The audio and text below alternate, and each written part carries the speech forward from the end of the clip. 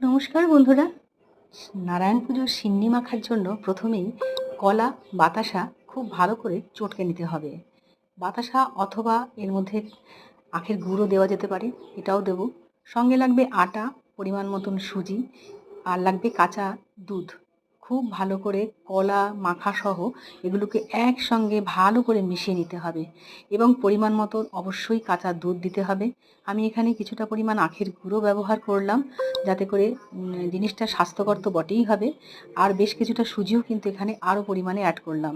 250 গ্রাম আটার সাথে 100 গ্রাম সুজি, বেশ কিছুটা পরিমাণ নারকেল কুচি আর কাজু বাদাম আর কিশমিশ দিয়ে খুব ভালো করে এটাকে মেখে নিতে হবে।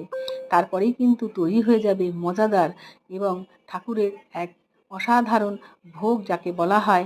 এটা নারায়ণ পূজার একেবারে প্রধান এবং আদর্শ একটা প্রসাদ হিসেবে আমরা বাঙালিরা গ্রহণ করে থাকি।